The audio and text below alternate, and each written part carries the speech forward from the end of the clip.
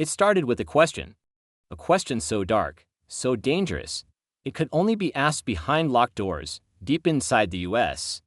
government. Can the human mind be controlled like a machine? In the early 1950s, as Cold War paranoia reached fever pitch, the CIA believed it had no choice but to find the answer. Rumors swirled that Soviet and Chinese forces were experimenting with brainwashing techniques. American prisoners of war were returning home acting different. Some praised communism. Others couldn't remember key events. It terrified the Pentagon. And so, the CIA launched an operation that would remain hidden for decades, Project MKUltra. On paper, it didn't exist. In practice, it would become one of the most disturbing and morally bankrupt programs in U.S. history. The plan was ambitious and horrifying. Using a nearly unlimited black budget, the CIA poured millions into secret experiments. Universities, hospitals, prisons, and even brothels became unwilling laboratories. Scientists, many of whom had no idea they were working for the CIA, were funded to study drugs, hypnosis, sensory deprivation, and more. At the heart of the program was one substance, LSD. Back then, LSD wasn't a party drug. It was new, mysterious, and powerful. The CIA saw it as a possible mind control serum, a truth drug that could force spies to confess or make foreign leaders pliable. One memo described it as a potential key to unlocking the human psyche, but they didn't just test it in labs. They slipped it into drinks at parties. They dosed prisoners without consent. They even gave it to their own agents without warning. One operative, Frank Olson, began questioning the ethics of what he saw. He had worked in germ warfare and later witnessed LSD experiments firsthand. Then, in November 1953, Olson plunged from a hotel window in New York City. The official story was suicide. But the details didn't add up. He had no history of depression. His behavior before the fall was erratic. And perhaps most telling, he had recently expressed a desire to resign. 22 years later, in 1975, Olson's death was re-examined. His family was told he'd been dosed with LSD without his knowledge, days before his death. They were given an apology and a settlement from President Gerald Ford himself. It was the first crack in a wall of secrecy. More would follow.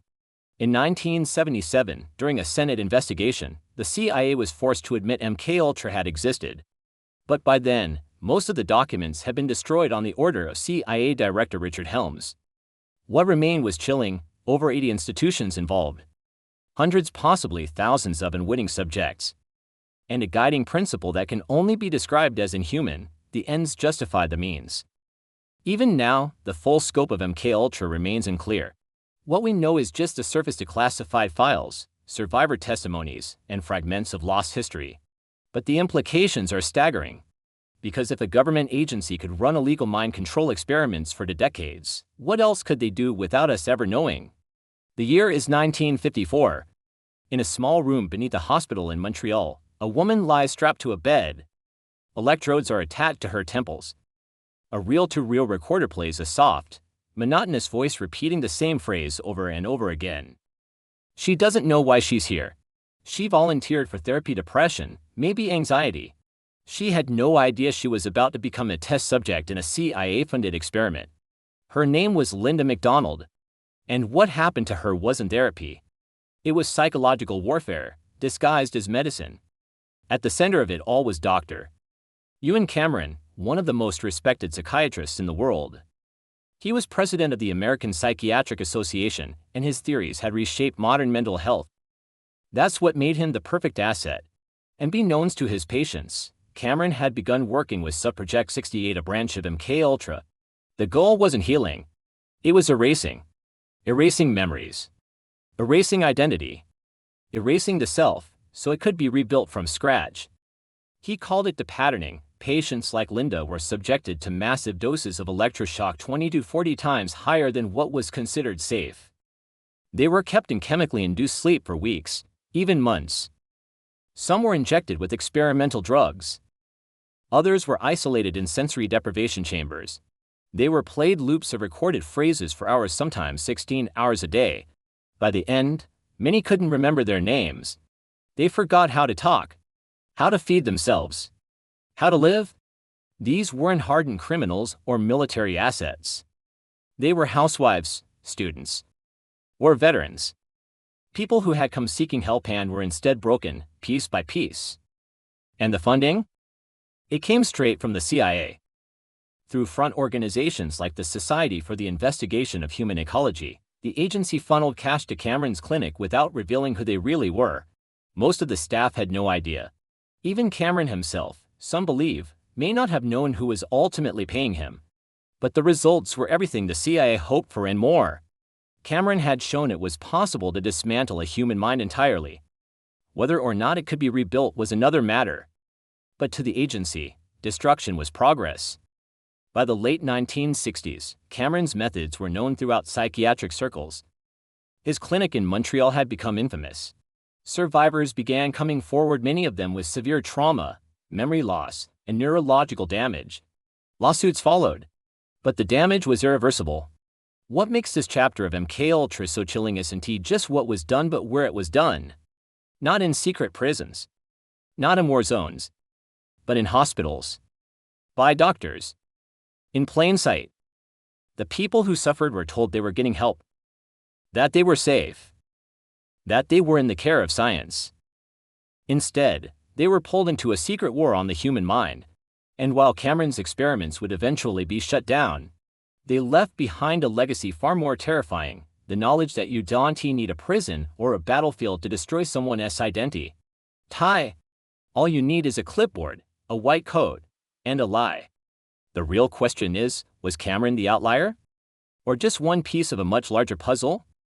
Because MKUltra wasn't just about labs and drugs.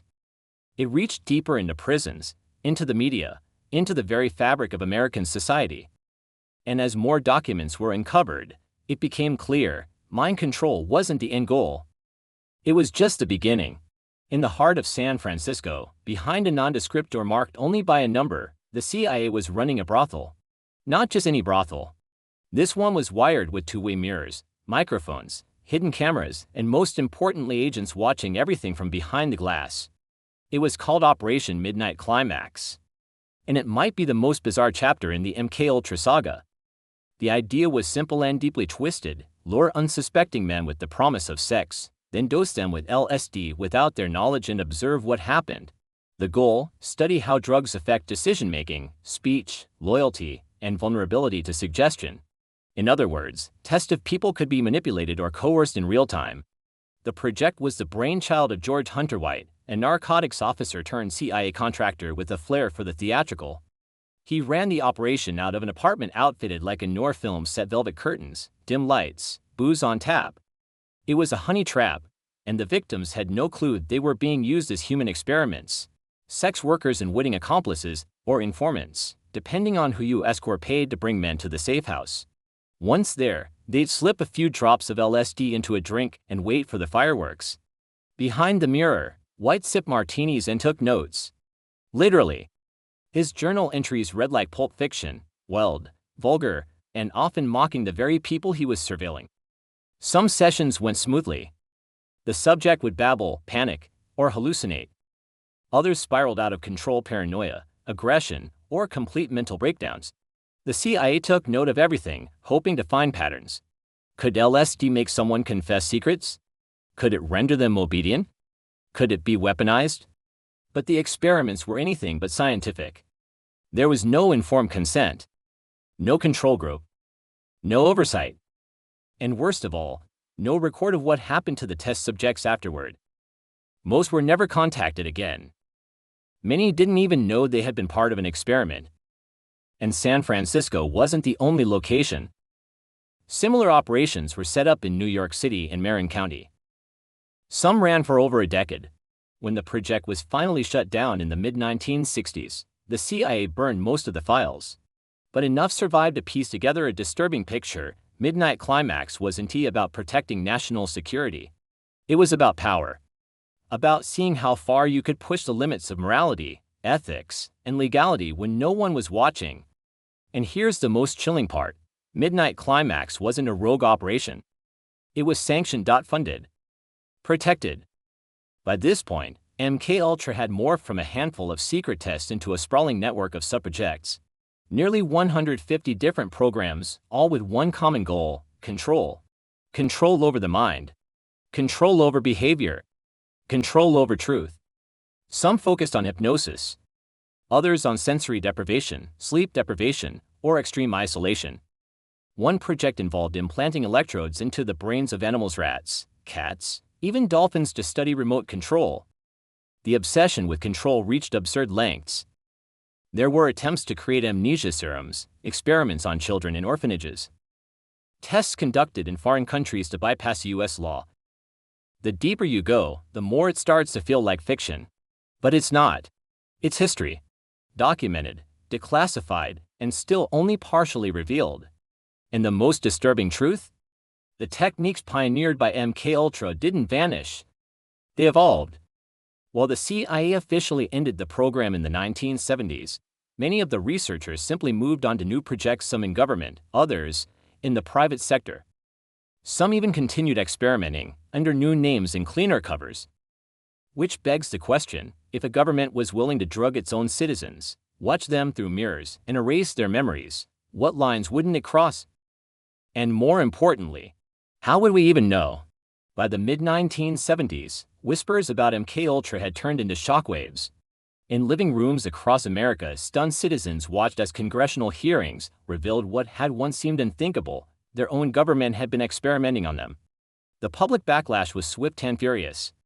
Headlines called it a psychological holocaust, science gone mad, and America's secret shame. Survivors came forward. Lawsuits piled up. For the first time in history, the CIA was forced to explain itself. But the explanations only raised more questions.